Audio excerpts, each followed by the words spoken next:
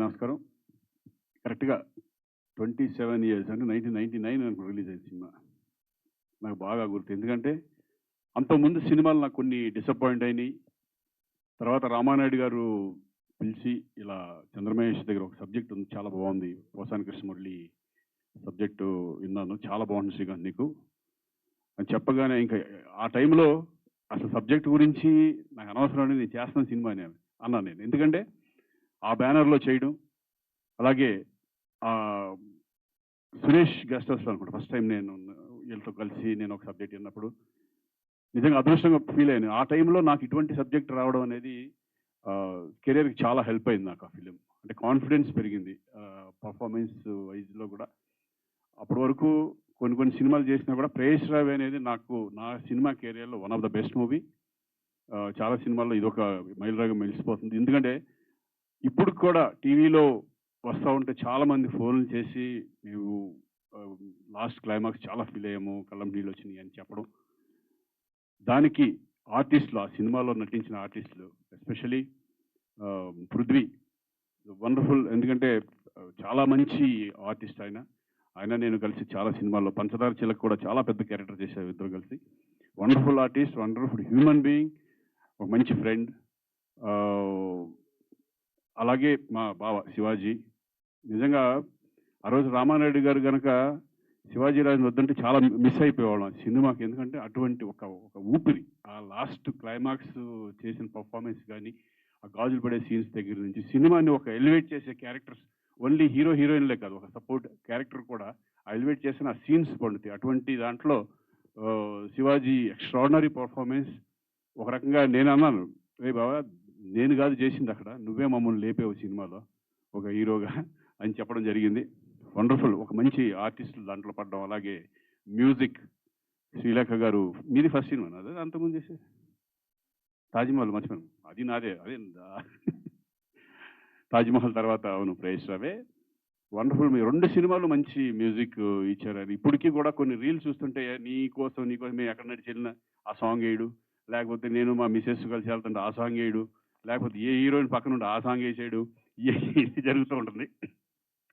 ఎందుకంటే అలా నిలబడిపోతాయి కొన్ని సినిమాలు, కొన్ని సాంగ్స్ అలా నిలబడిపోతాయి ఎన్ని డెకేడ్స్ అయినా సరే. అలాగే మెయిన్ చంద్రమహేష్ గురించి చెప్పాలి. ద ఫస్ట్ టైం డైరెక్టరు ఆ రోజు 2 రోజులు చూడగానే నాకు అర్థమైపోయింది. టెక్నికల్‌గా ఈజ్ వెరీ స్ట్రాంగ్. వెరీ అతను ఏమనుకున్నాడో అది చేయడం అనేది చాలా ఇంపార్టెంట్. ఎందుకంటే ఇక్కడ పెద్ద పెద్ద ఆర్టిస్టులు ఉన్నారు. అతను కొత్త డైరెక్టరు. ఆ భయం లేకుండా తను అనుకున్నది తను అనుకున్నట్టు చేయగలిగాడు ఆ సినిమా. అందుకే ఈరోజు ఆ రిజల్ట్ అంత బాగా వచ్చింది. అప్పుడే అనుకునేవాళ్ళం చాలా పెద్ద డైరెక్టర్ అవుతారు చంద్రమహేష్ డెఫినెట్‌గా అనుకుని. డెఫినెట్‌గా మంచి డైరెక్టర్, పెద్ద డైరెక్టరే మీరు. ఎందుకంటే మహేష్ మధ్యలో కొన్ని కొన్ని గ్యాప్ వచ్చినా సరే ఈ సినిమా సరే ఇక 'ప్రేయస్ రవి' అనేది గతం. ఇప్పుడు మళ్ళీ నీ కెరియర్ మంచి ఇదిలో సెకండ్ ఇన్నింగ్ స్టార్ట్ అవ్వాలని నేను మనస్ఫూర్తిగా కోరుకుంటున్నాను. ఈ పిఠాపురంలో అలా మొదలైంది నాకు కొంచెం మొన్న వచ్చినప్పుడు నాకు కొంచెం లైన్‌గా చెప్పారు. ఎలా ఉంటుంది, ఎలా ఉండబోతుంది అనేది. అంటే ఒక పేరెంట్స్‌కి, ఒక పిల్లలకి మధ్య ఎటువంటి ఒక స్ట్రిక్ట్‌గా ఉన్న ఫాదరు, అలాగే విచ్చలవిడిగా అంటే డబ్బు ఖర్చు పెట్టేసి పిల్లలకి ఎలా అట్లా ఒక ఒక 3 ఫ్యామిలీస్‌ని ఒక పిల్లలు ఎలా ఉండకూడదు, ఎలా పెంచాలి, ఎలా పెంచకూడదు అనే కాన్సెప్ట్ తీసుకొని చేసింది చాలా బాగా నచ్చిందది. ఎందుకంటే ఇప్పుడున్న జనరేషన్స్ చూడాల్సిన సినిమా. ఫాదర్ అండ్ మదర్ అదే పేరెంట్స్ కూడా ఈ సినిమా చూడాలి. ఎందుకంటే పిల్లలకి ఎలా ఇష్టమైతే వాళ్ళు ఏ దాంట్లో ఇష్టమైతే దాంట్లో పంపించాలి అనే కాన్సెప్ట్ అనేది చాలా బాగుంటుంది. సో డెఫినెట్‌గా ఈ సినిమా మంచి విజయం సాధించాలని నేను మనస్ఫూర్తిగా కోరుకున్నాను. ఎందుకంటే ఒక మంచి కంటెంట్ ఉన్న సినిమా డెఫినెట్‌గా ప్రేక్షకులు ఆదరిస్తారు. నేను మళ్ళీ చాలా రోజుల తర్వాత మళ్ళీ నువ్వు నా దగ్గర రావడం, నేను రావడం, మళ్ళీ ఇంకో సినిమా చేద్దాం. 'ప్రేయస్ రావే 2' అని కాదు గానీ, ఎందుకంటే that is land mark film అది నాకు తెలిసి. ఎందుకంటే ఒక ఫిల్మ్ ఆ ఫిల్మ్ మళ్ళీ 'ప్రేయస్ రావే 2లు, 3లు అనేది నాకెందుకు గానీ మళ్ళీ మనం ఒక సినిమా 'ప్రేయస్ రావే' కంటే గొప్ప సినిమా చేద్దాం అనుకుంటున్నాను నేను. నువ్వు 'ప్రేయస్ రావే 2' అనుకున్నావా? నేను చనిపోయాను కదా! నేను 2 ఎట్ట చేస్తావు? దాంట్లో ప్రభు అంతే కదా! దాంట్లో చనిపోయాను కదా! 2 ఎలా వస్తది? పెళ్ళే చేసుకోలేదు. కొడుకు ఎక్కడ వస్తాడురా?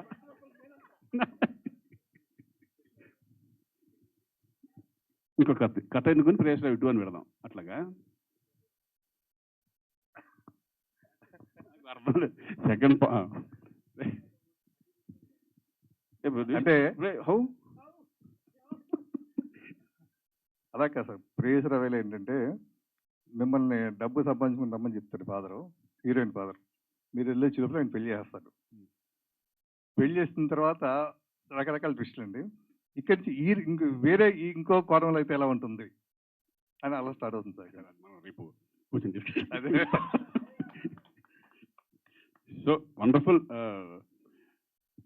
డెఫినెట్గా మంచి మళ్ళీ నాకు ఎప్పుడు అనుకునేవాడు మధ్య మధ్యలో ఇంటికి మళ్ళీ చంద్రమహేష్ మళ్ళీ మంచి సబ్జెక్ట్ తీసుకుని మనం చేయించుకోవాలి. ఎందుకంటే ప్రేష్ రవి తర్వాత ఎప్పుడైతే ఒక ఫిల్మ్ హిట్ అయిందో మళ్ళీ అదే డైరెక్టర్ కాంబినేషన్ అయితే కనుక చాలా బాగా రిసీవ్ చేసుకుంటారు ఆడియన్స్ అండ్ పబ్లిసిటీ కూడా బాగుంటుంది అనేది నా కాన్సెప్ట్. మళ్ళీ డెఫినెట్గా చంద్రమహేష్తో నాకు అంటే ఇప్పుడున్న మా దీనికి మంచి కంటెంట్ ఫిల్మ్ మంచి కాన్సెప్ట్తో చేస్తే బాగుంటుందని నాకు అనిపిస్తుంది. డెఫినెట్గా నేను చేస్తాను, మనం చేద్దాం. ఇది కాక చెప్పురా. I want to make a special congratulations to you for your son got the jury award as the best actor. నిన్న జ్యూరీ అవార్డ్స్ లో అక్కడ తను వచ్చేసి ఆంధ్ర హృతిక్ రోషన్ ఎంత అద్భుతంగా ఉంటాడు, ఎంత గొప్ప పర్ఫార్మెన్స్ చేశాడంటే సినిమాలో, ఛాంపియన్ సినిమాలో. ఆ సినిమాకి గాను తనకు జ్యూరీ అవార్డు వచ్చింది. ఈయన మాత్రం హీరోగా ఇలాగ కంటిన్యూ అవుతూనే ఉన్నాడు. బట్ కొడుకు కూడా హీరోగా టర్న్ అవ్వటం అనేటువంటిది వండర్ఫుల్ చేశారు. తను ఎంత అద్భుతమైన కెరీర్ కొనసాగించాడో 30 సంవత్సరాలుగా. మీ అందరికీ ఒక విషయం చెబుతున్నాం, మీకు మన మహానటులు రామారావు గారు, చిరంజీవి గారు, కృష్ణ గారు వీళ్ళ ఆదర్శం కానవసరం లేదు. మీ జనరేషన్కి చాలా దగ్గరగా ఉన్నటువంటి హీరో. డిసిప్లిన్ అంటే ఏంటి, పద్ధతి అంటే ఏంటి, సినిమా అంటే ఏంటి, రెస్పెక్ట్, వర్క్ పట్ల రెస్పెక్ట్ ఏంటి అనేటువంటిది you can learn from him, you can take it. అలాంటి హీరో పరంగా మీ అబ్బాయి పరంగా కంగ్రాచులేట్ చేద్దామని తీసుకున్నాం. థ్యాంక్ యూ ప్రభు. అలాగే మీరు కూడా ఇక్కడున్న అంత యంగ్స్టర్స్ చాలా అంటే ఇక్కడ కావాల్సింది అంటే డెడికేషన్ అనేది చాలా ఇంపార్టెంట్. ఇప్పుడు మనం ఇండస్ట్రీలో ఎలా ఉండాలి, మన నడవడిక ఏంటి, మన ఇదేంటి అనేది డెఫినెట్గా ప్రతిదీ కూడా అబ్జర్వేషన్ ఇప్పుడు ఎక్కువ ఉంటుంది, ఎందుకంటే ఇవన్నీ వచ్చినాయి కాబట్టి. సో డెడికేషన్, హార్డ్ వర్క్ అనేది చాలా ఇంపార్టెంట్. సక్సెస్ ఫెయిల్యూర్స్ వస్తూ ఉంటాయి, ఫెయిల్యూర్స్ వచ్చినప్పుడు బాధపడక్కర్లేదు. దాని సక్సెస్ గురించి వెయిట్ చేయడమే మెయిన్ ఇంపార్టెంట్. ఆ గట్స్ ఉండాలి, ఆ ధైర్యం ఉండాలి. సక్సెస్ ఆటోమేటిక్గా అదే వస్తుందని నా నమ్మకం. So I'm very happy. Thank you పిలిచినందుకు.